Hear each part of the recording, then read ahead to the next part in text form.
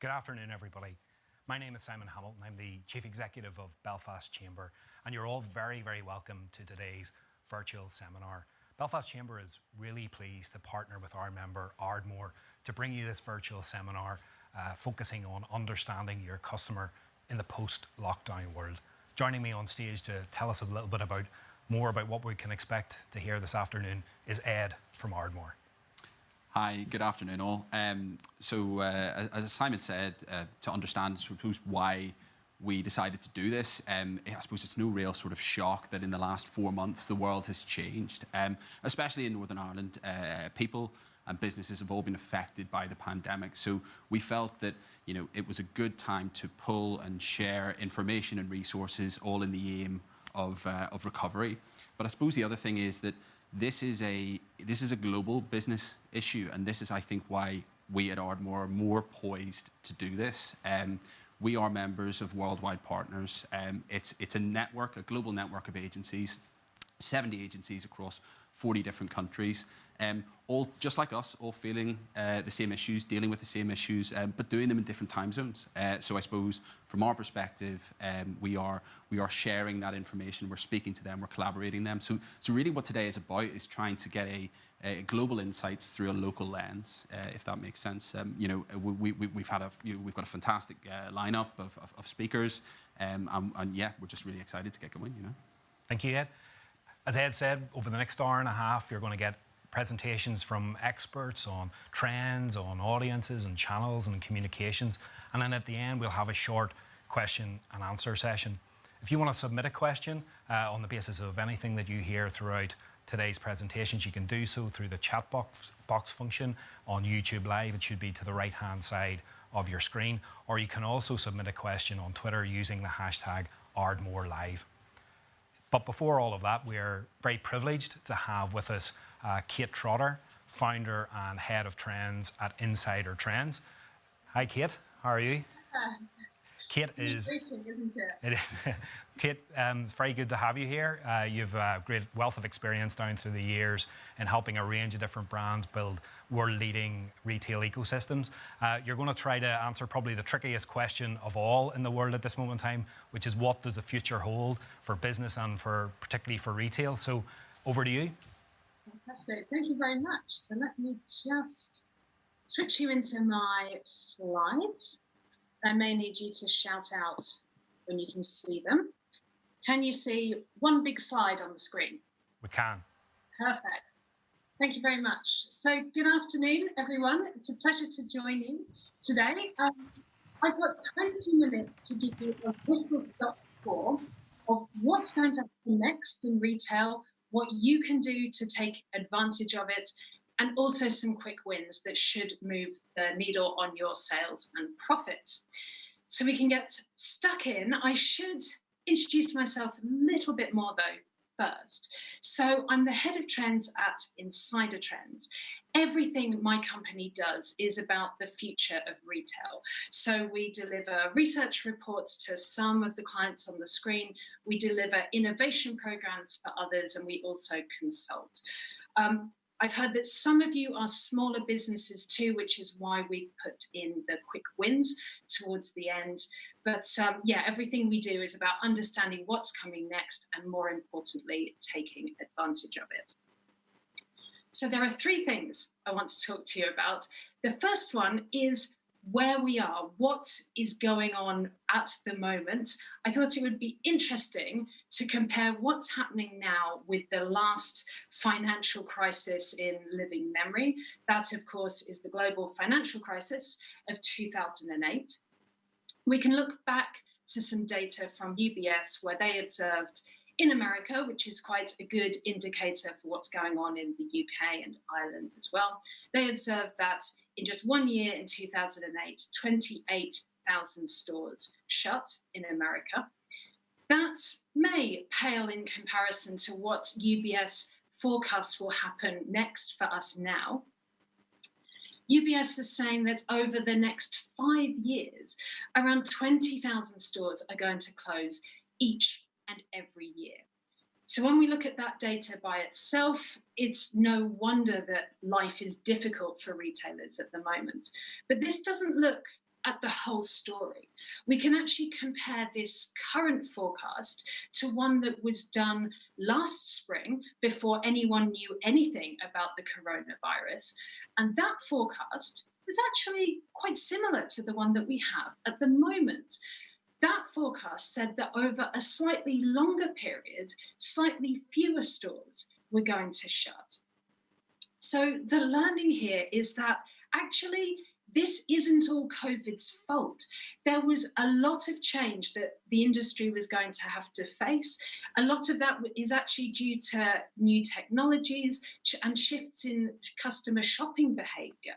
So COVID isn't making life easy, but actually a lot of the changes that we're having to go through now, we would have had to go through anyway.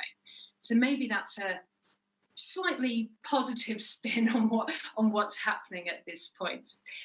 Another question is, how long is this going to last?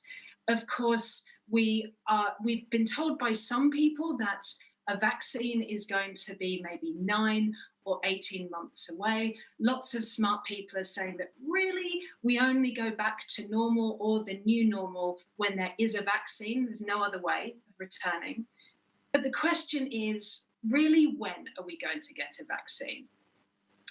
That 9 to 18 month forecast sadly was not given to us by scientists. I think that was given to us by politicians who wanted to make us feel optimistic about what's happening. The New York Times went off and spoke to some scientists about the normal timeline for it to get a vaccine. And they found out that under normal, i.e. non-pandemic, non-global crisis circumstances, actually, if we started today, 4 years from now, this vaccine would have finished preclinical trials. And after that point, it would need to go into actual trials with people, which would take another 4 years. Once they'd fully approved that, then specialist factories would need to be built before the vaccine itself would be manufactured. And then even if you were one of the first people to get that vaccine in your hands, actually the likelihood is you would have that by May 2036. So 16 years from where we are now. And this is to say that there even is a vaccine. Another very important point that this article made was that only or less than 10% of drugs that enter clinical trials are actually ever approved by the FDA. So sadly, we have to face the prospect that we may never get a vaccine for this. SARS happened almost 20 years ago, and we still don't have a vaccine for that. So we cannot hope that this is just going to go away next year. We have to adapt to the likelihood that this is going to be with us for quite a while longer. At the same time, we also have to bear in mind that there may well be a second wave. We may be going in and out of lockdown for a while too. These are just a couple of sound bites from various advisors to EU governments, where they're essentially saying that a case of a second wave is a case of when rather than if. So in summary, I was asked to give partly a forecast on what would happen next in business. And really all I can say is that only a fool would tell you categorically what's going to happen next. My strongest piece of advice is for businesses to prepare for anything, actually to map out a variety of scenarios and work out what you'll do in different situations. So you're caught on the front foot rather than the back one. Now, having said that, there are things that you can do differently to adapt to the situation that we are in. One part of this has to be e-commerce. Of course, e-commerce was growing at one of the fastest rates in retail even before COVID hit. So again, some numbers from America, even before COVID, we could see that e-commerce was more than 16% of sales. Actually, in the UK before COVID, it was over 19%. And as we all know, when COVID did hit, e-commerce sales went through the roof. In just 1 month in America, total e-commerce sales went up by almost 50%. So e-commerce has to be part of your strategy going forward, but it's not the only thing that you should think about. In fact, my strongest recommendation is that you build out a customer-friendly, very sophisticated omni-channel ecosystem. And what that means is that if lockdown lifts faster than we think, we can all go back into stores. But actually, if we have a second, a third wave, you can direct people back onto your website. So it's ready for anything. And actually, omni-channel strategies were what the most forward-thinking retailers were embracing even before the pandemic, but now it's even more relevant than ever. So think about omni-channel. It's great because it's flexible. It's also great because it actually boosts your e-commerce numbers too. This is some data from the UK looking at sales, online sales. Firstly, in terms of the sales uplift in just 1 month for online-only stores. They found that their sales went up by 8% on average in just 1 month. It's pretty good. But that pales in comparison to the numbers that the multi-channel or omni-channel stores registered. So again, looking at their e-commerce sales alone, they had 4.5 times the level of growth than the online-only stores did. I think this is because multi-channel, omni-channel brands are simply more visible than online-only ones. They're the ones that customers know, they recognize from walking around on the high street. So when they go online, they're more likely to seek out those stores. And also they offer a better experience as well. Customers are less worried about ordering when they know they can pick up or return to the store. It's just simply a better experience. So this really shows that an omni-channel approach can boost your online sales. At the same time, an omni-channel approach can drastically reduce the cost of fulfilling those orders. So these are some, quite frankly, amazing numbers from a Target investment call that we looked at. So Target, their CEO was saying that, of course, when they fulfill an online order from their main e-commerce warehouse, that's linked to, well, they consider that to be 100% of their traditional cost. But when they fulfill that exact same order simply from a store, so the experience of the customer is the same, but in that instance, Target's cost of fulfillment drops to just 60% of the previous amount. We can do even better than this, though. When Target invite customers to collect the item from the store, or they invite them to pay a little bit of money to have one of these shipped freelancers deliver the item perhaps in 90 minutes, then not only does the experience increase because the customer gets that item really quickly, actually the cost of fulfilling that order plummets. It goes from 100% to just 10% of the previous total. And also at the same time, we know that actually by offering a better experience, this keeps customers coming back. It boosts Target sales in the long term. They've seen their omni-channel customers spend more with their whole brand by almost 25%. So that's a significant increase in their online ordering and a reasonable increase in their offline ordering too. So yeah, by increasing your sales and by decreasing the cost of fulfillment, that the difference between the two is your new increased profit margin. So we don't need to feel so disappointed about everything that's ahead. There are ways to make this work for us. Now, I should say at this point, if I am recommending that maybe you add physical stores to your online e-commerce system, or the other way around, if you're a traditional business going online, this all sounds a little bit complicated. But actually, you don't need to worry too much. We've seen retailers do some phenomenal things during lockdown, during this huge change that we're going through. For instance, we saw Co-op in Norway. This is a grocery store who, before all of this happened, said that they really didn't think e-commerce was part of their future strategy. But as soon as COVID did hit, they were on the phone to different companies asking them, can you build some e-commerce for us? Actually, they got on the phone to one of the best companies in the industry, and 2 weeks later, they had not just fully functioning e-commerce, but e-commerce that enabled customers to collect their items from the store too. So you don't have to wait months. This can be done within weeks. If you need any help with this, I'm sure Ardmore can help, and also I can introduce you to people too. This is partly why we're called Insider Trends. Now, alongside this, once you've found that if you do build out your omni-channel ecosystem, you may find that there are easy ways to actually extend your customer base and also serve those customers better. We've seen a number of brands like Nordstrom, John Lewis, and IKEA, first of all, invest in digital interactions and digital fulfillment. Once they've done that, it's very easy for them to support customers better through what we call micro retail spaces. These are spaces that don't hold a huge amount of stock. They just hold some items that customers have maybe ordered in to buy or try from the website.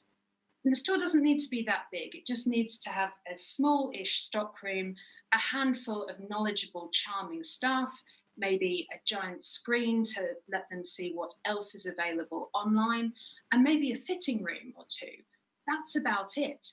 Because it needs so little stuff in it, it actually doesn't need a lot of space. It could, theoretically, be the size of this building that you see on the screen. Now, I will tell you that actually this building is not a live Target store. This is just some random outbuilding that an artist put the Target logo on. But it really captured my imagination. This is what, these are the types of spaces that I think retailers can open in the future if they look a little bit nicer.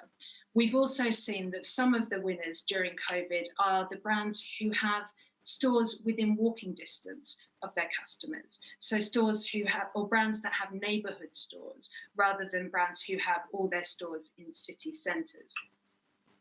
So anyway, so this approach can both extend and improve your ability to sell to customers. You've got, the digital, which is expanding the number of people you can sell to, and then this can actually double the profitability out of each one of them.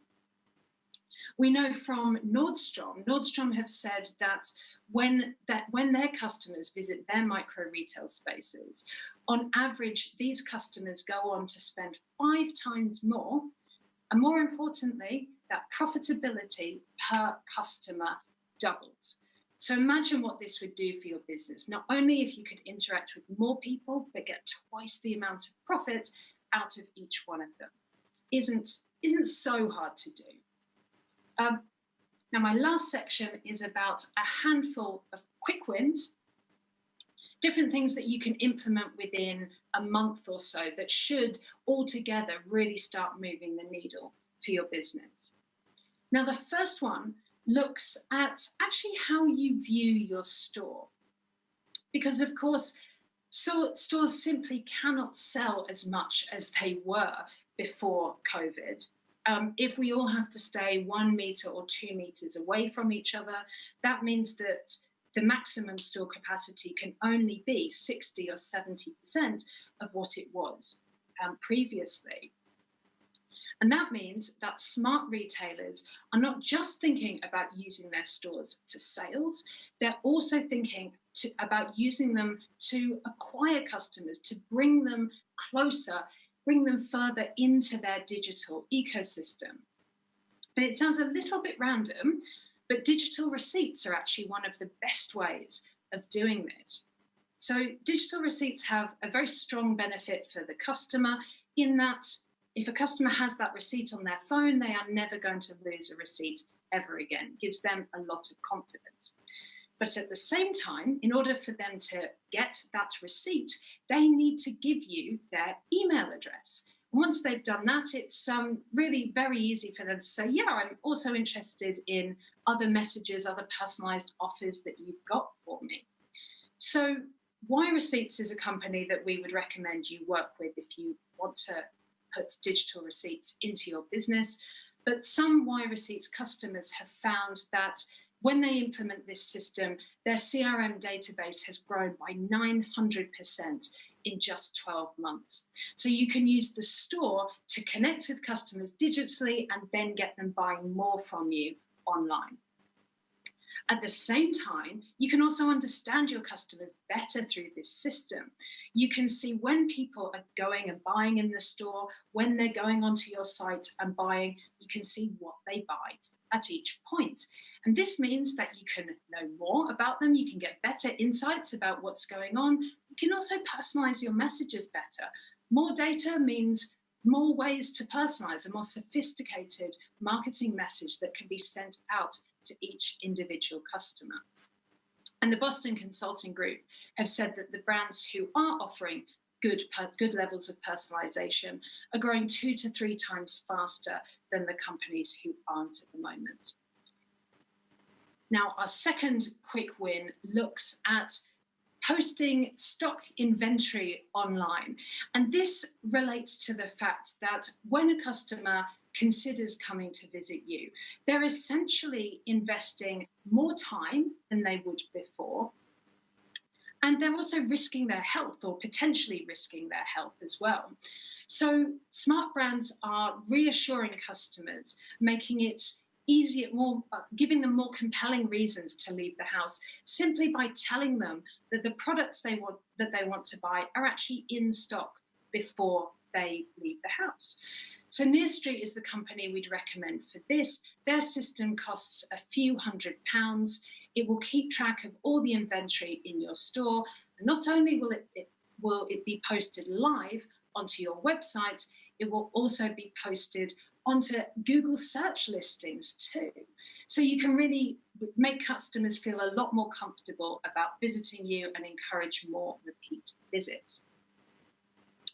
Our third quick win is about mainly looks at one of the top issues facing the fashion retail industry at the moment.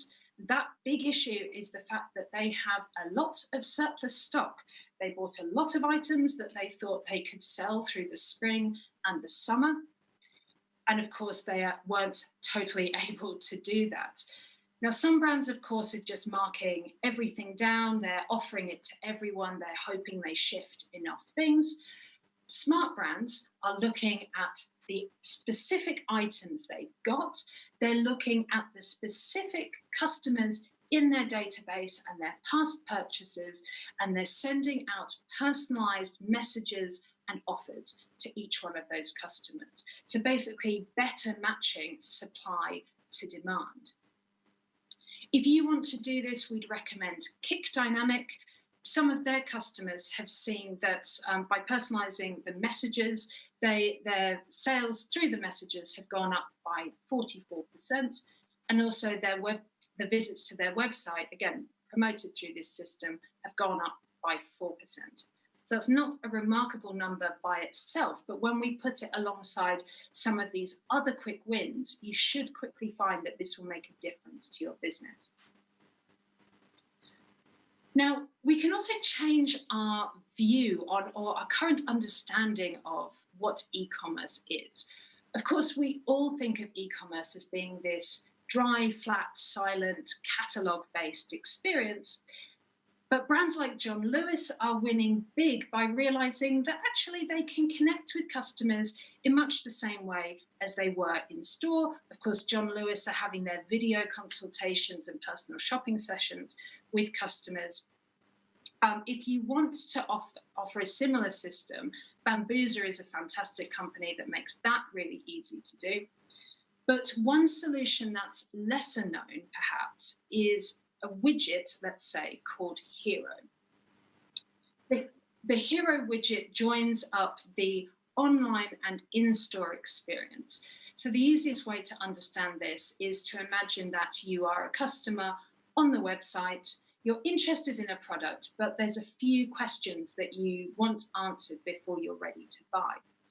At that point, you can open up a small chat window in the corner of your screen, but instead of talking to a little AI chatbot, actually it will connect you live to a real living, breathing human in the store who can either text you back or phone you or video chat with you. So essentially bringing that in-store experience to the online one. Now, this by itself may not sound mind-blowing, but what is more mind-blowing is the numbers behind this. So Hero have found that customers who use this actually convert 10 times as much as those who don't. They found that these customers typically spend 63% more.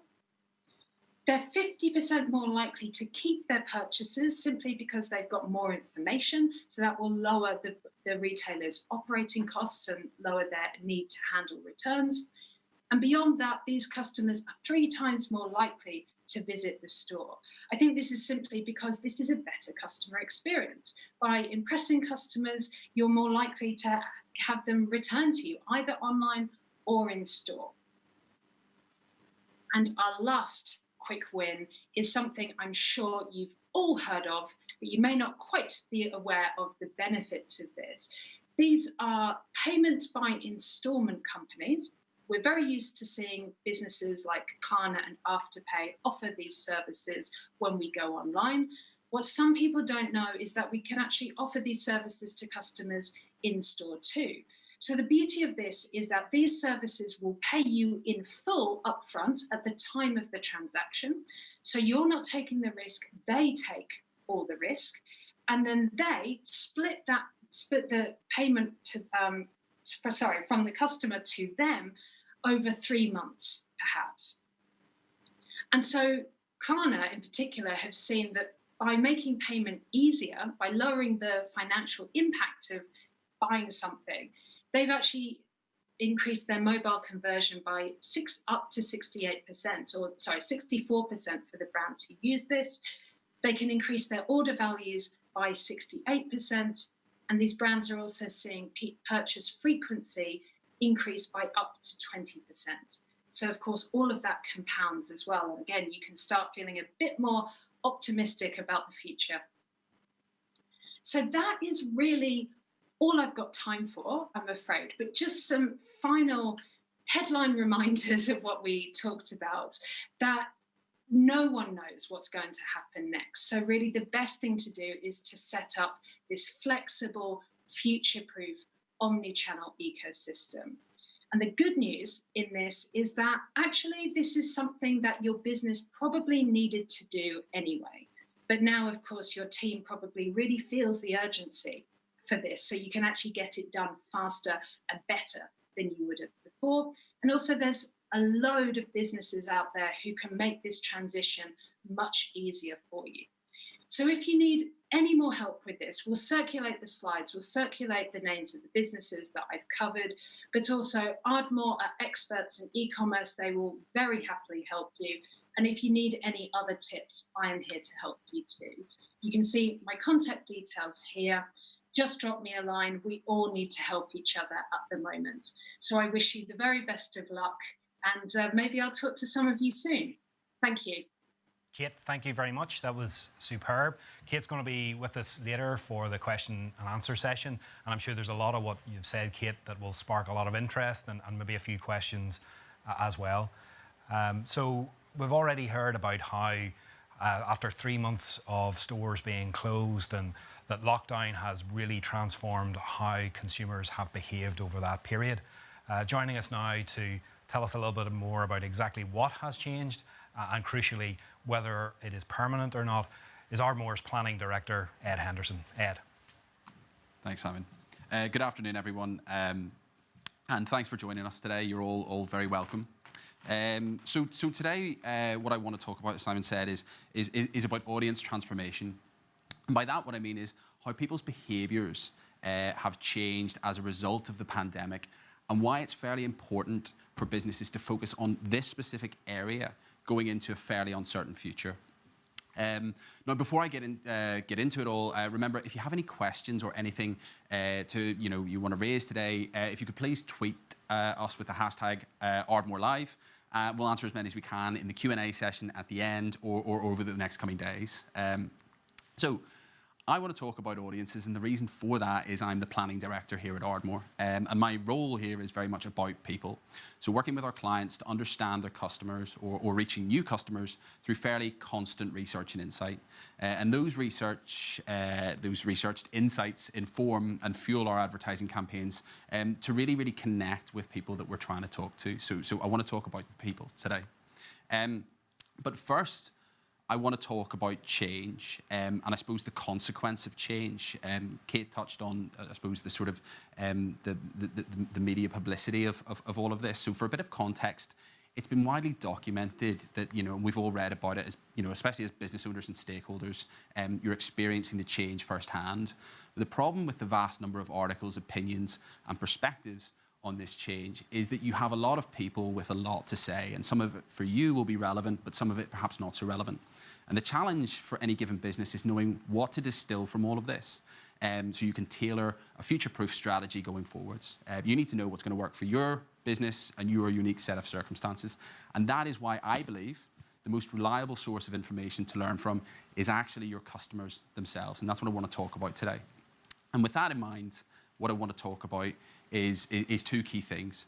First of all, I want to talk about the extent of the changes people have experienced. So how the sudden change in our world has meant we've had to adopt new behaviours like these. And I'm sure you can all personally relate in some way to these images and how they've almost become a new way of living in these unique circumstances. But it's important to note that although the situation has been profoundly tragic, that not all change has been viewed as negative. In fact, only 9% of people in the UK actually want life to return to exactly the way it was. So thinking about those positive byproducts that we've all seen over the last 4 months, things like spending less money, cleaner air outdoors, a stronger sense of community, and actually catching up with friends a bit more, even having been in lockdown. So to talk about the changes isn't enough. To really understand the changes that are going to last, we just need to look beyond the change itself, which brings me to the next thing I want to talk about, which is arguably more important, and that is the human motivations behind all of these changes. So what motivated us to adopt to these changes when our lives moved inside? Why did our shopping habits change almost overnight? Why is technology all of a sudden taking on such a central role in our lives? And why is there just a lot more empathy towards one another and even from corporate brands? So that's the second bit I want to talk about. But back to the first part for now, identifying those prevalent changes. So at Ardmore, to understand the behaviours has meant intensive and global consumer research. And for this work, here you can just see some of the touch points we've been listening to and collaborating with. I mentioned them before, but obviously we are shareholders with worldwide partners. That's a global network of agencies that we represent here in Northern Ireland. And it's these guys who we've been sharing and collaborating with daily to get trends and insights from parts of the world that have been at different stages of the pandemic, and that's feeding into what you're about to see. They've literally given us that exclusive future view on the unpredictability of the situation. So the following is largely based on some standout insights from an exclusive piece of research that they commissioned, but also includes findings from these other touch points. So let's get into it. The first one I want to talk about was that irrespective of your circumstance, it seems that we were all at some stage forced to evolve. We all had to find out how to do things that we hadn't done before. And naturally, in modern society, when we don't know something, we gravitate to Google. So with that in mind, what we can see is that searches prefixed with "how do I" at the beginning of lockdown had been at an all-time high worldwide. And that saw a 500% increase in the UK after lockdown. But right now, what we're seeing with lockdown measures easing, search prefixes are starting to shift to "near me" or "what's open near me" as people get ready for the return. So Google's been a really important bellwether to understand how people are being forced to evolve. So that's one of the first things. And in terms of retail, it's no shock that habits have changed. So I just want to talk about that for a bit. And for me, one of the retail insights that goes relatively underlooked was the significant spike in premium purchases during lockdown. Almost 1 in 2 25 to 44-year-olds in the UK have bought what I call a replacement premium item since lockdown. I suppose what I mean by that is replacing a usual basic item in the shopping basket with a premium version of the same item. So if you think of Taste the Difference in the supermarket or Ralph Lauren if you're shopping for clothes. So what we did when we saw that was we dug a bit deeper into the reasons as why people made the switch. The top reason stated for this was that they just wanted to treat themselves, and beneath that, it was about compensating for niceties that were currently unavailable. So it wasn't a question of cost. It was actually about finding ways and means to stay positive and happy in the essential shopping routines. Staying on the theme of buying, and something you're going to hear more of today, is the astronomical rise in e-commerce. I just want to talk about that at a local level, because in Northern Ireland alone, the behaviour has seen a dramatic increase that transcends age. So over 40% of 55 to 44-year-olds in Northern Ireland say they will spend less time in stores after lockdown. And almost the same number of the same group of people say that they will actually buy more for online delivery or collection. So it's really important that we don't necessarily listen to the general typecasting anymore. It's not going to fly for businesses. The ease, it's risk-free, it's direct to door, and the control of choice means that it's no longer an option for customers. It's just the expected way of getting things. Moving on to socializing, I suppose, and globally, social media users increased more than 8% since April last year. And the figure across all platforms on social currently sits at about 3.8 billion people who are currently connected through social media. And tying into that is something that you'll probably be familiar with, and that's been referred to as the Zoom boom. And by the end of December 2019, Zoom, the video conferencing platform, had about 10 million daily users. And by March, it was about 200 million. In the same month, so March 2020, the app was downloaded more times than Netflix. So irrespective of whether you believe it's a blessing or a curse, the bottom line is that 39% of people in the UK say they've been catching up with friends and family more as a result of video conferencing. Really important trend.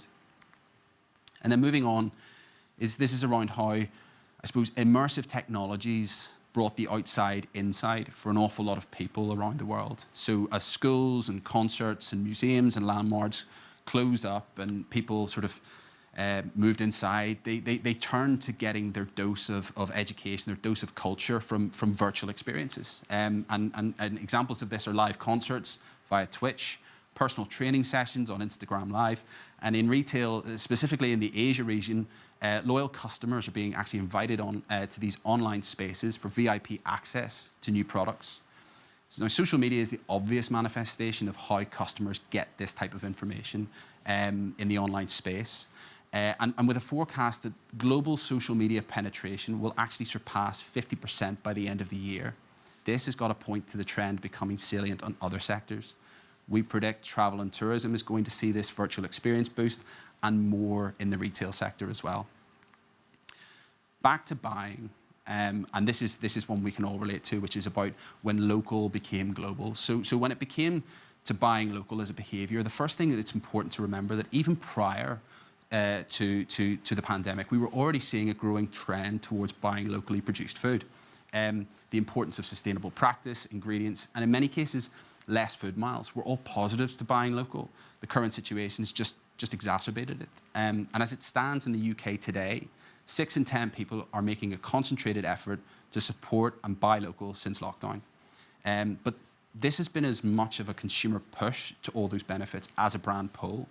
Local businesses have been really smart. In the early stages of the crisis, more agile local businesses, and you may have experienced this firsthand, had a unique ability to connect with their customers and their communities with this touch of personality and empathy that larger retailers potentially took longer to mobilise on, if they ever did at all. And then the final trend I want to talk about, and perhaps this is the most poignant of consumer behaviours that has been amplified over the last 4 months, has been this positive global outcry of social activism. So before the pandemic, the world was already experiencing fairly unprecedented levels of mass mobilisation. But when the world moved inside and the news agenda changed, issues connected to the pandemic and even foreign to it brought activism to new audiences who found new ways to be heard. So Flatten the Curve, Black Lives Matter, those movements garnered global support that have pushed society to have these conversations about collective priorities with a message that transcends COVID-19. So those are prevalent behaviours that have occurred as a result of the pandemic. However, as I said before, I want this also to be about understanding the motivations behind those changes. And in order to do that, I need to apply a fairly tried and tested principle. And for this, I'm using Maslow's hierarchy of needs. It's old, it came about in the 1940s, And it's been used countless times by countless businesses since to try and explain or simplify human behavior. And we're going to use it today. So in summary, and explaining it really, really quickly, every person has a series of needs in life. And once you're fulfilled in one of those, you then seek out the next. So you move up stages. So at the bottom level here, it's about the basic needs. It's about food, it's about shelter, warmth, as well as the feeling of safety and security. And then once you have those things, the focus turns to the psychological needs. And by that, what I mean is it's about social connection with friends and family. And it's about personal success through education, career, and relationships. And then finally, once we're satisfied at that level, our focus turns to self-fulfillment. So this is about getting the most out of life. Hobbies, sports, passions, connecting with new cultures and experiences to enrich our lives even further. The reason I'm showing this is pre-pandemic, for most of Western society, the basic needs at the bottom were largely taken care of. For those people, it was about the top two tiers: strengthening friendships, getting away to new places, getting ahead in a career, and just generally doing what we love. But the arrival of the coronavirus completely reset this way of life and this order for everyone. What it did was it brought our instincts and mindsets essentially right back down to the most basic of human needs again. And this impact is reflected and has been reflected in our behaviours. So our basic needs have been about ensuring that we not only have what we need to survive, food, drink, hand sanitizer, face masks, but also what can make us feel positive. So comfortable clothes, exercise equipment, and those premium items that I mentioned before. The psychological needs have been about maintaining connections with others who we missed. So, as I mentioned before, this has been enabled via video calling technologies such as Zoom and Skype. And in addition, our career status has been replaced with building our own self-esteem through promoting those values that we care about deeply on social media platforms, such as social distancing, government advice, and more recently, and as I mentioned, Black Lives Matter. Aligning behind a shared global purpose to feel a sense of collective belonging is really what this middle bit has been about. And then finally, the self-fulfillment stuff has come from personal vows that we've made to ourselves and goals to make the most of the situation. So challenging ourselves to lose weight, for example, acquiring new skills, new languages, and even supporting frontline workers and buying local, as I mentioned before. So whether we've noticed it or not, all those popular behaviours all came from deep-rooted motivations that were all reset because of the crisis that we experienced. But I suppose the key question is, why is all of this important to a business? Well, if you bring back those behaviours that I touched on earlier and drop them onto this model of human motivation, it really lets us simplify a whole complex situation. The behaviours I touched on all align to stages of motivation. Now, the reason that this is important is that the motivations that created these behaviours are the constants, the all-important constants, instincts that are hardwired into us all. So when I said customers are the most valuable source of information, this is what I'm talking about. In business, if you can build your strategy around these motivations, there is no question you will cope and you will grow by better satisfying your customers' needs. And I know I'm here to talk about audiences, but we're already seeing businesses resetting to cater for these fundamental needs. So beyond brands, and Kate mentioned this before, and you'll hear about it again, heavily investing in user-friendly e-commerce solutions, we're seeing things like ambient wellness up in the top here, which is a return to normal bricks and mortar shopping and service, but with enhanced safety and self-care built right into the customer experience as standard. We're seeing interactive shopper experiences, something that's really taking off in South Korea already, and brands supporting social activism, especially in the US, connecting with consumers via shared purpose. And even what are referred to now more commonly as dark stores. These are closed retail outlets used to assist with easier local delivery options via click and collect. Kate was talking about this before. So these are just a few examples of how retail is pivoting to these human motivations. So to close up and get sort of back on elaborating on the point I'm trying to make here is I'm going to quote someone who adopted the same belief back in 1997. And this is the founder, CEO, and president of Amazon, Jeff Bezos. And when he was asked about what was going to change in the next 10 years, he said, I almost never get asked the question, what's not going to change in the next 10 years? And I submit to you that that question is arguably the more important one because you can build a business strategy around things that are stable in time. So Bezos is obsessed with constants because in business, it's there where he can focus and continually prove how Amazon works. He knows his customers are always going to want more value for money, more choice, more relevance, quicker delivery. Those are motivations that will never change, have never changed. And it's through refining his business against these and ignoring a lot of the hype, he has become the richest man in the world. So it's a good quote to try and back up the point that I'm trying to make. So in summary, I suppose what I want to leave you with is hopefully some comfort that although the changes that we've seen from consumers are all varied and unique, they're all grounded in a series of fundamental motivations that haven't changed in humans for absolute centuries. And I mean, at Ardmore, we live and we breathe this understanding. We're helping clients build or even rebuild businesses, business strategies to connect with consumers. And yes, technological advancements have enabled us to adapt through connecting brands and consumers quicker. But remember, the motivations, the needs are the key to growth. And as history has proven, and actually Kate already touched on, times of crisis are also times of opportunity and innovation, especially in retail. But it's the solutions that truly help people without any burden, without any compromise, and those are the ones that are going to have the real staying power. So I hope that you found some value in that, and thank you for listening.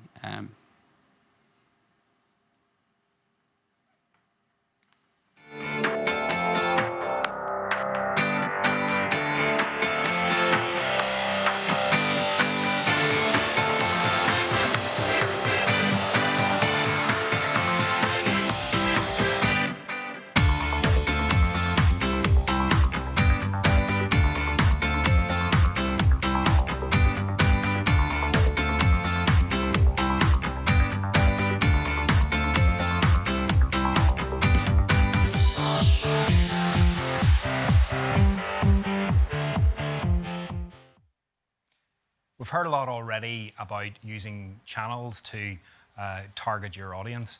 And what we're going to hear now from Paul James and from Ali O'Neill from Ardmore is how we can maximise those existing channels and also to explore new ones. Paul, over to you. Thank you, Simon. So in this presentation, we're going to be talking about channel transformation. Now, just a reminder that if you have any questions, please do tweet them with the hashtag #ArdmoreLive. We'll answer as many as we can, either today in the Q&A session or in the coming days following the event. So my name's Paul James and I'm the Ardmore e-commerce lead. Today I'll be sharing 3 main truths that the evidence is pointing us to and talking about how businesses have been pivoting online.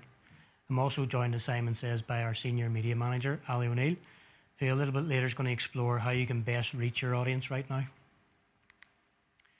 So when we think of new online sales and marketing channels, they more often than not mirror a traditional offline experience.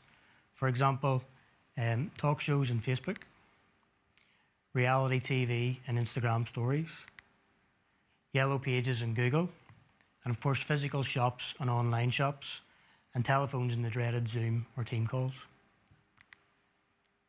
Now, the first of our truths is that the COVID pandemic has accelerated the adoption of online experiences and channels across all age groups. Now, what this means is that serving customers online is now a basic expectation for businesses. And in fact, according to the Office for National Statistics, online sales reached a record high for 2 months running compared to all retail sales. Now, what's interesting is that this share was originally expected to grow from around 14 to 15% to around 22% by 2023. But as you can see on the screen, it's actually reached as high as 33%. So COVID pandemic has dramatically accelerated the adoption of online channels and e-commerce. In addition to that, the Kantar Group has found that 6 out of 10 consumers in Europe say that after the pandemic has passed, they will continue to buy as much as they do at the moment online. And the Retail Gazette reported this morning that 17.2 million Britons plan to switch to online shopping permanently, which equates to about 25% of the population. Added to that, online retail sales in the UK are now estimated to increase by an additional 4.5 billion in 2020. So eye-watering numbers, all demonstrating the fact that COVID has accelerated what was an already existing trend. And these shifts have led to a number of innovations that have either been launched or have been introduced faster than originally intended. For example, Facebook Shops is being rolled out globally and will appear and be rolled out in the UK shortly. Google free shopping listings are being rolled out globally. And apps like Squatted have been launched to enable people to host shopping parties with their friends online without leaving the comfort of their home. Now, the second truth, and something that has been realised during the past few months, is that an online revenue stream protects your business against future events. So again, the Office of National Statistics has shown that over 30% of retail businesses that have an online service have fared actually quite well, and they've increased their online sales. Whereas businesses with no online offering, even retailers as large as Primark, have unfortunately suffered due to the pandemic. The great thing, as Kate said earlier on, is that it doesn't need to take you weeks or months to make that pivot online and to build an e-commerce offering. In fact, Lindt in Canada, a major global brand, acted fast to accelerate their e-commerce plans and launched their first online store within 5 days. Lululemon is a good example of a business that's been protected and has even seen its shares almost double in size, in large part due to its leisurewear offering and its online sales performance. And that's despite the fact that most of their or all of their physical stores have closed in the States. Now, the third truth is that customers are now shopping for products, for local products online, be it shopping, entertainment or leisure. Now, a big positive for us in Northern Ireland is that we're now a major force in the global digital economy. For example, we'll have full fibre broadband coverage here by 2025. And an interesting piece of research recently carried out in Northern Ireland by FN Research has shown that many people have used local delivery services for restaurants, bakeries, garden nurseries, fruit and veg, butchers and off licences, and no doubt many, many more things. Now, a good example locally here is Glasswater Farm. Now, this is a local family business that supplies specialist veg to the high-end restaurant trade in Belfast and County Down. And in March, they were faced with losing all of their trade overnight. They quickly set up a Facebook page, and the next day they had over 1,000 likes and started to sell direct to consumer. And in the past week or so, they've launched a new e-commerce website. These guys have done really, really well, and it's a great example of how somebody locally has pivoted and managed to survive what's happened in the last couple of weeks. Another good example and a trend that has been appearing is the drink company, a native Northern Ireland company delivering drink orders straight to your door. A great example again of what's happened over the past couple of weeks. Now, at Ardmore, we ourselves have accelerated our plans in the e-commerce space. And in May, we created a new agile business unit to help small businesses launch their first online shop and to help enterprise-level clients with their bespoke e-commerce needs. For example, we helped Funky Fish launch their first specialty gift shop. We helped Warwick's Family's Butchers in East Belfast launch their first online shop. We're helping Luxury Tribe launch their new business, a consumer competition platform. And another business called Belfast Mist to launch an online shop for their boutique garden pottery business.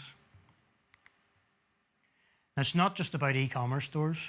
There have been so many brilliant pivots by forward-thinking companies to stay relevant, to survive, and to thrive. For example, locally, DC Tours transformed their history of the Troubles tours into a virtual experience. MCS Group, the recruitment specialist based in Belfast, has been helping businesses and candidates connect through virtual interviews and virtual onboarding, and has even seen the recruitment process shortened by as much as 70%.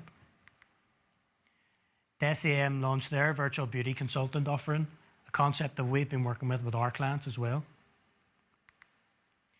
In Toronto, an outdoor studio was set up so people could literally do yoga in a bubble. Fantastic concept. And I could have really done with this one. Whirlpool aimed to stay relevant with their customers with the launch of their chore club to help parents engage their kids in chores during lockdown. Pedigree built goodwill with dogs on Zoom. This is where you can meet and adopt a dog through a Zoom call. And this is one of my favourites, and it's a really, really super example. The Artist Supports Pledge was set up whereby an artist could post a piece for sale, and once they'd received £1,000 in sale, they pledged to purchase £200 worth from another artist. This actually created an ecosystem that reportedly is worth about 48 million pounds in sales.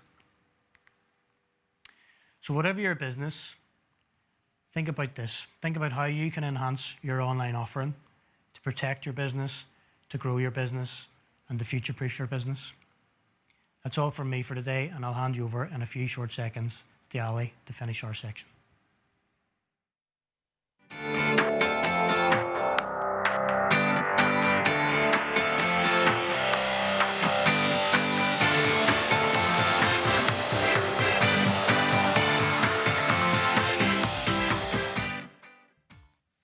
Hi everyone, this section of the presentation is around channel choice. And if you have any questions at all, please tweet them using the hashtag #ArdmoreLive or pop them in the YouTube chat. So my name is Ali O'Neill and my role at Ardmore is to understand your audience and choose the most effective media for you to reach them. So why is it important to do that? And perhaps I can paint a picture of an average day to bring that to life. So you wake up in the morning, you pick up your phone, you scroll through it, you look at LinkedIn, you get up, you make your kids breakfast, pop on the radio, the Zoom call comes through, you've maybe got Sky News in the background, your WhatsApp is pinging off, Outlook emails are coming through, you go for a walk at lunchtime, you listen to a podcast, you see billboard advertising. You can get the picture. We are exposed to thousands of messages every single day. Twitter alone is now tracking at 500 million tweets per minute. So standing out with effective media choices will allow you to cut through that noise. So with all that distraction and noise going on, people's brains physically try to make decisions quickly. On average, you make 10,000 decisions in a single day. So to make all of those decisions, your frontal lobe looks for shortcuts. A really good example of this is to repeat the word stop 5 times. Stop, stop, stop, stop, stop. What do you do at a green light? Your brain is trying to join those dots together and make decisions for you quickly. Subsequently, your media needs to prompt people consistently towards your brand. Essentially, what you're trying to do is join the dots in their head between the ads that they've seen on TV, radio, social media, and cement your brand into people's heads, which in turn will prompt an in-store visit or a purchase. So, which channels do you choose to advertise on? Channel usage has gone through many changes during COVID-19, and I would stress that this is still fluid and it changes almost daily. Our job is to be ahead of the curve and anticipate channel changes so your company is using the most effective media mix. I'm now going to walk you through those channel changes and give you some tips on how to reach your audiences. So, the first channel that I want to talk about is radio and audio. So think about pre-COVID, radio would peak in the morning and evening commute, as you'd expect. But actually, throughout COVID, radio listenership has steadily increased, but this is spread throughout the day. Secondly, over half of us are now listening via digital means. So that includes devices like your Alexa, a DAB radio, and apps, all of which we can advertise on. So your customers, your clients, your potential new hires, they are listening, but in a new way. And we see this trend continuing as working from home likely takes a hold for the long term. I also wanted to touch on digital audio, such as podcasts and streaming subscriptions like Spotify, both of which are really, really surging. Spotify grew its numbers by nearly a quarter year on year, and it's seen booming interest in areas such as chill out playlists, workout playlists, and cookery playlists. These will continue to thrive as consumers become even more loyal. So in summary, on radio and audio, listening habits have changed, much more listening throughout the day, and digital services are on the up. The second channel I want to touch on is live TV and video on demand, also known as catch-up TV. So during COVID, live TV viewing stats were up 22%. TV is still a hugely important tool to grow your business, but how we would suggest you use it has changed. For example, much like radio, more people are engaging throughout the day. Power NI shown here is a local advertiser who have used this really, really well. They took advantage of cheaper costs and increased daytime viewers, particularly around the lunchtime news. But beware the news blues. What we're seeing is a good peak around lunchtime, and then this dips off in the evening as people get a little bit anxious and fatigued around the news. And now looking at video on demand. So this has skyrocketed, and this includes people like Disney Plus, Netflix, and Amazon Prime. However, they do not permit advertising, but ITV Hub and All 4 do. Both of those channels have seen a surge in family viewing programs such as Gogglebox. Our advice, if you have a limited budget, get precise about who you're after and use video on demand to get in front of that ever-increasing number of catch-up viewers. Now, moving on to outdoor. Undoubtedly, it's one of the most hard-hit channels. However, it can offer advantages as we ease out of lockdown. Movement is now back up above pre-COVID levels, but how and when people are moving is different. So in the short term, using panels at supermarkets is a no-brainer, as we benefit from the longer dwell time as people queue. Furthermore, outdoor in residential suburban areas has proved popular for advertisers as they benefit from frequent, consistent exposures to people who are walking, running, cycling a similar route near to their home. And now looking towards the uncertainty that the next few months brings, we would urge the use of digital outdoor. That'll allow you to change your messaging really, really quickly. And digital as a whole is performing very, very well. Simply, supply is up. For example, newspaper websites have substantially increased their online users. A recent example of digital advertising is shown here from Google. This was during last week's heatwave in London, and the advertisement says, "Want to tackle your inbox from the garden." So you can imagine if you're sitting in 35-degree heat in your apartment, that's probably going to cut through to you, making a good platform very contextually relevant. A second digital tool I just want to touch on is Google Search, and my colleague Ed has pointed out that this has exploded. One tip we would have would be to get your Google Search whitelisted so you're able to bid around COVID terms, driving your listing up the rankings, which is really important if you're selling online. Now looking at social, much like digital, it is not only surviving, it is thriving during COVID. Channels you'll likely be familiar with would be Facebook, Instagram, Snapchat, and Twitter. But a new player is TikTok.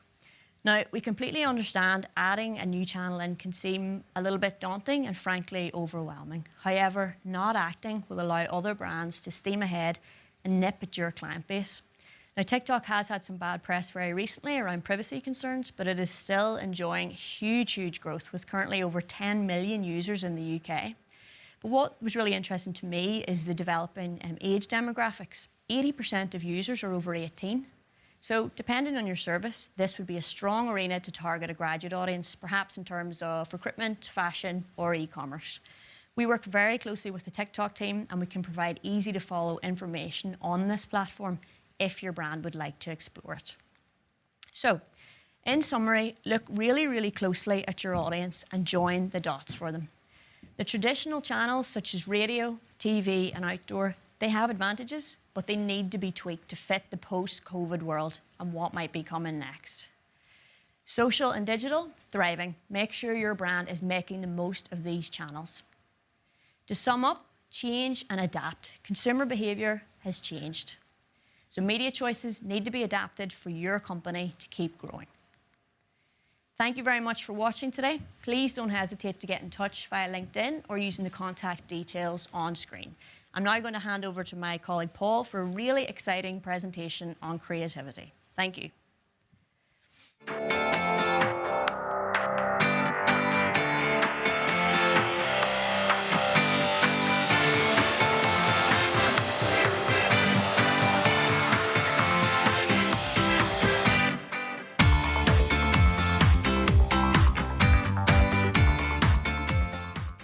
Just to remind everybody, if you want to ask a question at our question and answer session later on, please do so using the chat function in YouTube or by using the hashtag #ArdMoreLive on Twitter.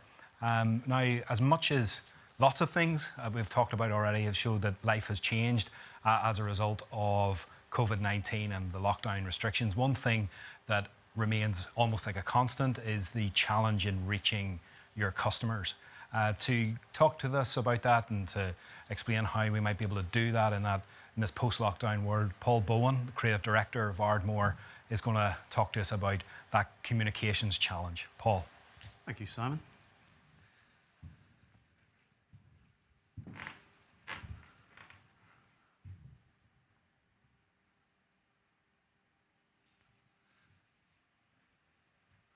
Okay, thank you for the time. I just want to remind you to pop all your questions on Twitter using the hashtag #ArdMoreLive and use the chat function on the YouTube as well.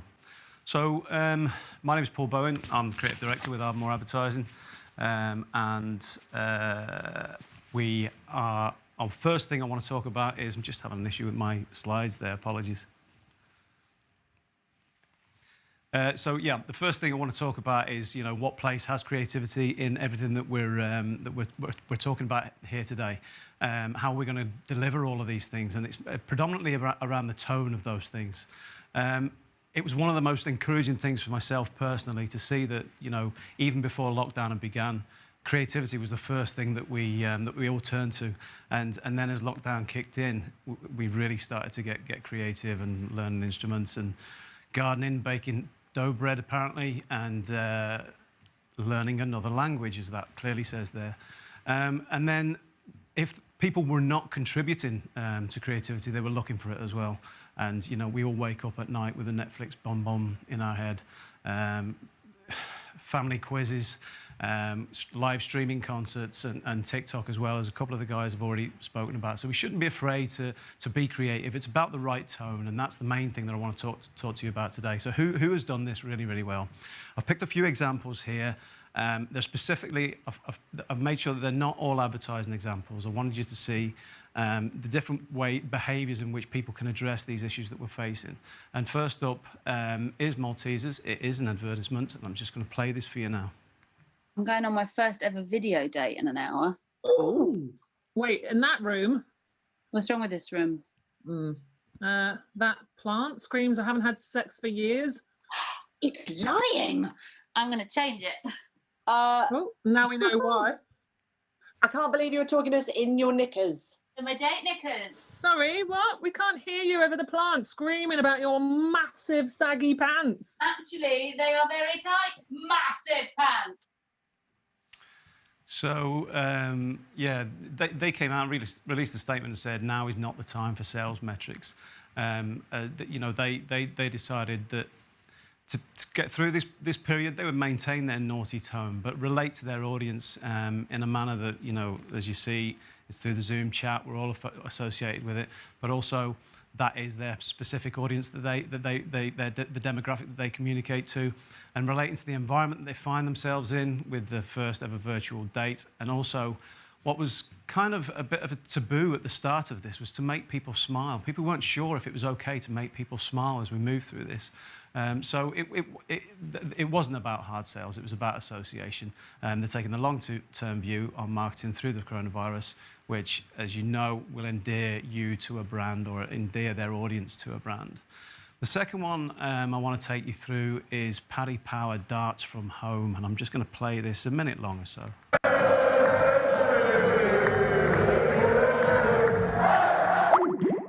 Hi there, welcome to tonight's very special Paddy Power Darts from Home, featuring 16-time champion of the world, Phil the Power Taylor, against the Queen of the Palace, Fallon Sherrick, the woman who shot the men at the Alexandra Palace at Christmas. Ladies and gentlemen, it's the Queen of the Palace, Fallon Sherrick!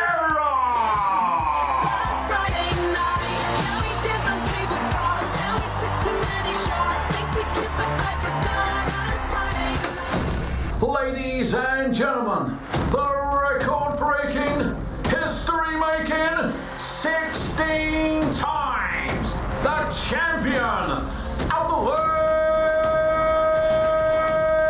it's Phil, the Power Taylor! I've got the power!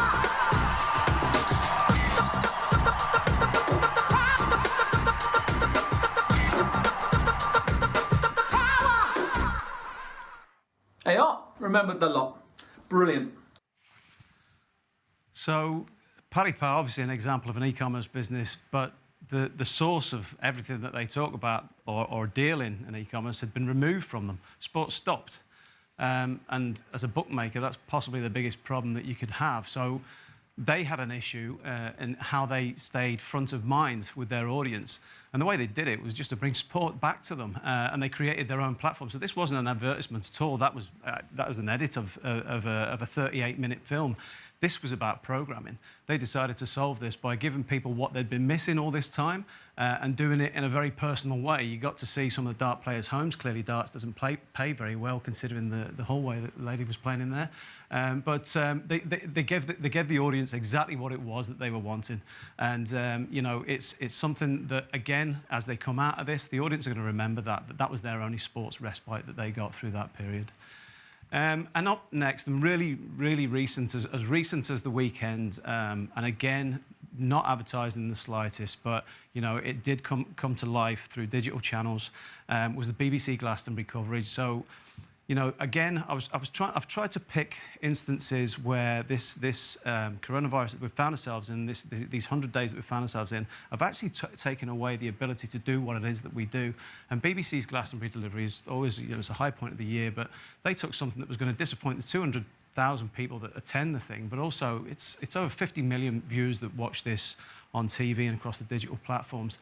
But they made it something that is special, something so special. It's probably going to be remembered more than some of the other years because of how special it is. And they did it with just a few different tricks. They looked at the history of the festival. They gave you literally hundreds of performances from all across the years that you could go and view on the red button or on the iPlayer. Importantly, they put on new concerts and new exclusive performances as well under the scaffolding of the pyramid stage. And then finally, the biggest and best thing that they did was they encouraged people to create their own Glastonbury at home or Glastonbury. And these were coming in all across the weekend as well. And on top of that, they've put mixtapes on their Sounds app. And, you know, it's just an endless way of bringing this festival to life. But the important thing for me that I really enjoyed about this was that I never was sold to by the BBC. The BBC didn't talk to me and said, this is coming on for you. The BBC spoke to me as a person standing alongside me in the crowd. They were a fan as well. And that was what made it so special for the people that look out for this as well. But that was how they turned it around. Something that had just gone completely, and they still managed to find a way to bring it to life. So, you know, what can we learn from that? And essentially, there's three things. And each one of those, Maltesers, Paddy Power and BBC, have shown an acute understanding of what their own brand is and what it means to people, the environment that we're in or the circumstance that we're in, and how you can adapt to the challenges that presents, and an acute appreciation of the audience's needs and mindsets. So just to break down a little bit on each of those things, on the brand specifically, one of the things that we found, and it's not just ourselves, this is across the world and through the Worldwide Partners Network, is to stay true to your brand. You know, prove how your personality and tone is right in these instances. They always say that you see someone's true personality in a crisis, and that is what your brand is. It's a personality. It's your company's personality. And if you adopt a new personality, you know, as an individual, if you adopt a new personality, people are suspicious. And if you do that during 100 days of when, you know, they're quite traumatic days as well, they're going to be even more suspicious. Just a little example there, Tesco themselves, they didn't even need to put the Tesco logo up there, but because now more than ever, every little helps. That says to people that what they were doing before is still right now, and they can ride this storm out and bring it to life. So it's really important to stay true to your brand. This is a tool that we use. It's like they're called brand archetypes. They're familiar characters that help set the tone of your brand.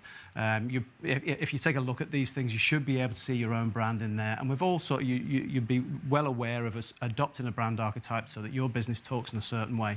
These are just those to help you with that. And some examples of how people have brought this to life. So if you're a jester, like Burger King are, then it's okay to make people smile with the stay home of the Whopper. If you're a sage, as Google are, then it's okay to educate. And they were first out of the blocks with the thank you to the healthcare workers and so forth. And if you're a creator like Apple, then it's okay to inspire. And indeed, what they did with this film, I'm not going to play the films for you now, you'll have seen them, but what they did with the film was essentially claimed creativity. Apple claimed creativity, and they didn't do it through any footage that they shot. This is all entirely consumer generated. That's what it just showed, how creativity is at the core of what they do, and that's exactly what Apple do.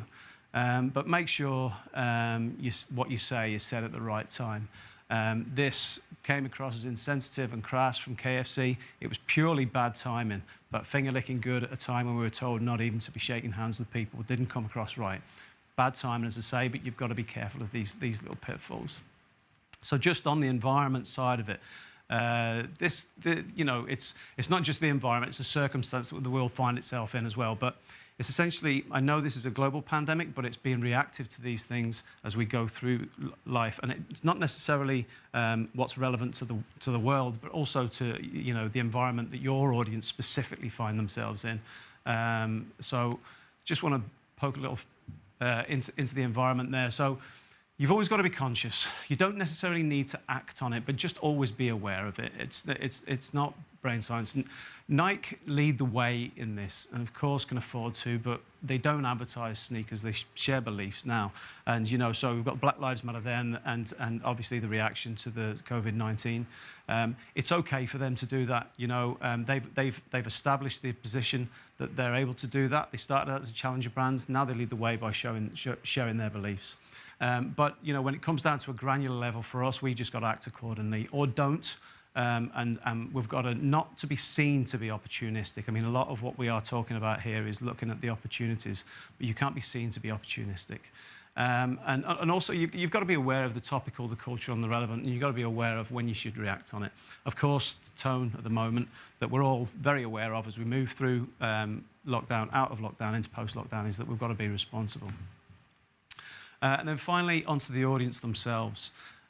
So essentially, there's sort of three main touches on this. First is that you've got to recognise their new priorities and attitudes, and I'm just going to show you a little slide on this next as well, but a lot of the guys have already talked about that today. Their habits are changing, but the motivations are not, as Ed said earlier. Stay in touch with public opinion about yourself. It's the best measurement that you will have. A couple of people have touched on this again today, but coming up to this thing here, the same old thinking breeds the same old results. That used to be an insult. You won't even get the same old results if you do the same old thinking now. You'll get far less than that because their attitudes and their mindsets have moved on. And what habits and behaviours have they formed? So this is quite a noisy slide, I know. It's originated by an agency called BBDO.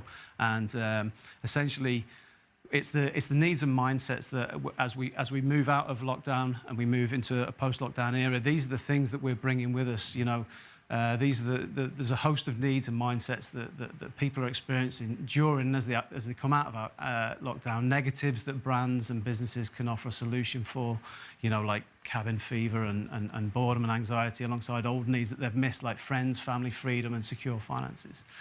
And the things you've come to appreciate, like a simpler life, the environment, and community. And what I want to do is, I know everything that I've shown you here today has been sort of big budget brand campaigns and so forth. But I want to show you how we've brought these to life for businesses that you would work alongside. So first up, Stenaline. We can take an awful lot of those needs and mindsets and apply it to a campaign for them. Appeal to the local. It's about the staycation and moving, time well spent with families. A simpler life, because we are moving into celebrating being around our family and enjoying time with one another. It's about the environment. We talk about safety because clearly we can get an awful lot more social distancing when we're on a ship as opposed to flying. Finances is a big thing for Stenline, is that the flexibility. They won't charge you if you're going to change your dates. And like I say, freedom is the main thing that Stenaline can claim to own in this time. They can be the enabler of freedom because as we come out of this, we've got an appetite to get out and explore. Secondly, with TransLink, an awful lot of these qualities, mindsets and needs can be applied to TransLink as well. Another client that we've worked with for a long time. TransLink are going to be key to getting Northern Ireland back on its feet again as we move through this period, but there's an awful lot of the things that they're doing, and they're leaning on a lot of this, like digital activation.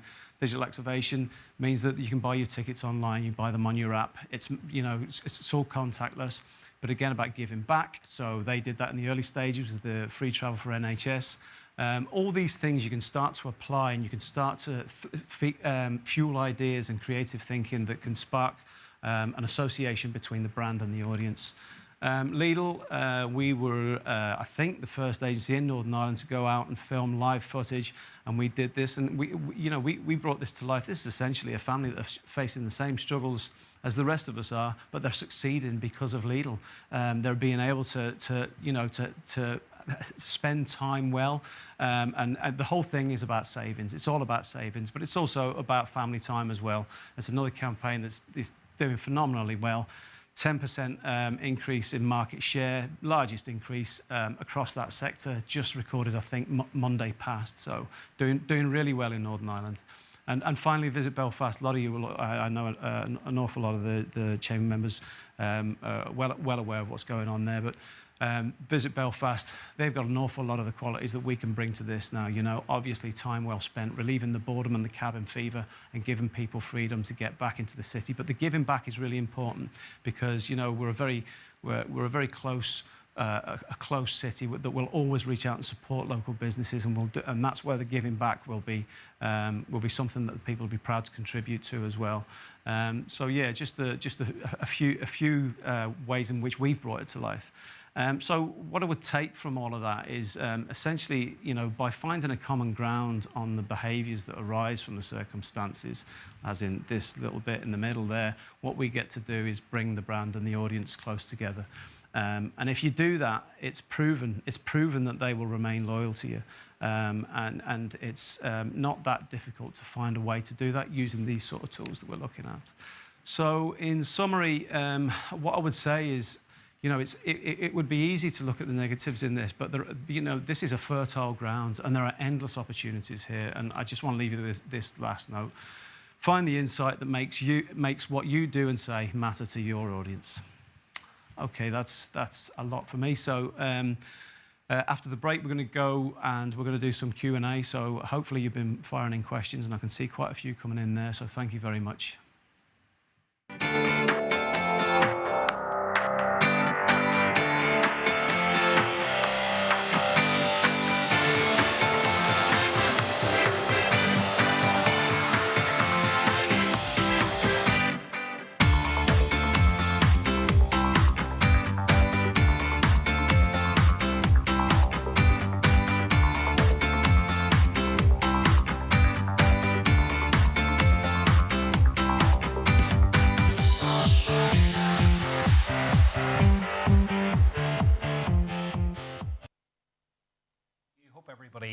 Enjoyed those presentations. They were fascinating, a lot of food for thought. It has stimulated quite a few questions, which I'm now going to put to everybody. Kate, you're still with us. Kate, you mentioned during your presentation the Target example and click and collect and how that considerably drove down costs for companies. In a city like Belfast, quite a lot of independent retailers, small businesses.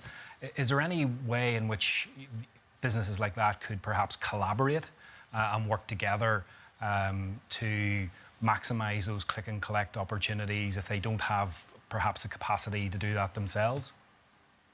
Yeah, I think the easiest thing to do would be to offer a joined up delivery service, or maybe, I don't know, I think one of the easiest ways to offer delivery from store is to work with one of the third parties that you can just bring into your business on a plug and play basis.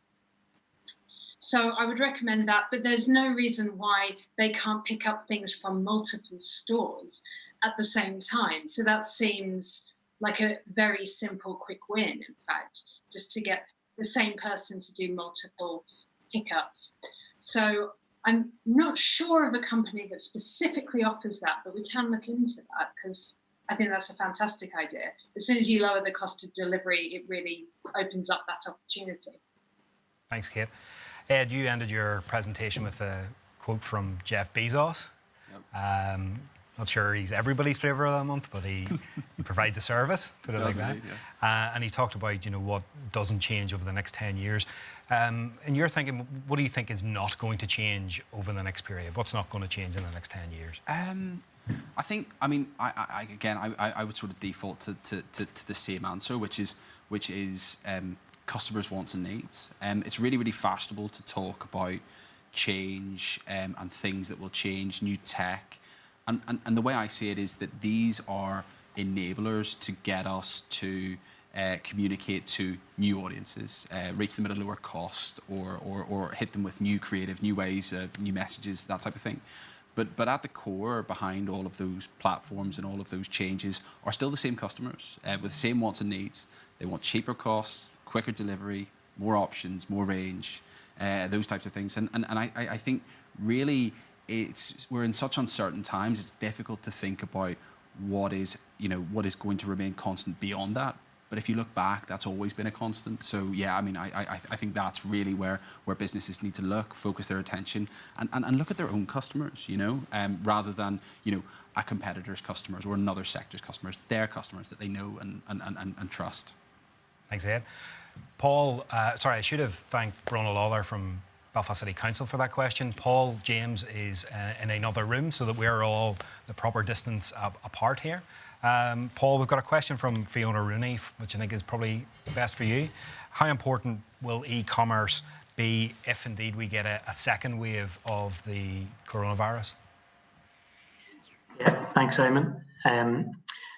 So along with the general importance of e-commerce going forward, in terms of the scale of adoption, e-commerce and the online experience offers a level of protection for most businesses. So, for example, you could have a second wave. You could have a fire, a Primark fire, not so long ago. You could have any other event that could potentially close down your store, and that online experience or e-commerce offers that level of protection. So what I often say to people and say to clients is that, look, if you could switch the clock back to March, the beginning of March, and if you were to know this was coming down the track, what would you have done to prepare? What would you have done differently in order to protect yourself over the next few months? And whatever the answer to that question is, think about doing that now, because there's no doubt that second wave could come, and even if it doesn't, any other event could happen. So think about what that preparation is now and get it done. And certainly e-commerce or online experiences is a very sound way to go. I'm sure Kate would attest to that in terms of the sort of omni-channel and the flexible retail ecosystem that she was talking about. Kate, is there anything you want to say on that question about what people should do to prepare, not just for the potential of a second wave, but just anything that could happen? Sure, yeah. So I think I mentioned this. I didn't have time to go into it fully, but something that we really recommend people do is scenario plan. So this is perfect when you don't know what might happen next. You can maybe say, well, what happens if there is another lockdown? How can we make the best of that situation? What happens if things open up again? Or you can map out any one of a number of catastrophic scenarios if you want, and work out how your business could make the best of that. You can then with your team, you can set signals or triggers, so things to look out for. And so that can act almost as a shorthand. So if you see certain things happening, then your team know to act and take action on one or two of your particular scenarios and the things you've already planned. So it just means you're not caught on the back foot, that when things happen, you're not spending time working out what to do. When you see something happen, you can actually leap into action. You don't miss a beat, and you can keep moving forward and making the best of things. So that is, scenario planning in a nutshell. It's there's quite a lot more to it than that, but that's the 2-minute description, I guess. Thanks, Kate. Ali, Nigel Brannigan from Factor has asked, in your view, what's the best channel for driving e-commerce visits? Is it digital itself? Because obviously people are already online. Yeah, I think that's the assumption that most people would make. Digital is very attributable. You're already online, so it's a rational thought that you'll be online, see an ad and purchase. But we are not that rational as human beings. So my answer to that is probably not as clean as Nigel would like to hear. But if you have a limited budget, spread it across a couple of media channels. That's going to be much, much more effective than ploughing all your money into digital. Reason being, if you think about some of the biggest online companies in the world, Amazon, it's one of the biggest spenders on TV advertising. They understand the importance of advertising on digital, but they also understand that that plays a part of their ecosystem for marketing. They need to be on other channels. Same for Netflix, one of the biggest advertisers on outdoor. So my answer would be, yes, digital is important, but definitely spread your media budget across a couple of channels. And you mentioned budget, and Yep. Tara Craig from National Trust has asked about, with businesses and brands starting to maybe reactivate a bit more and do a little bit more, is there a risk that media costs will start to rise as a result?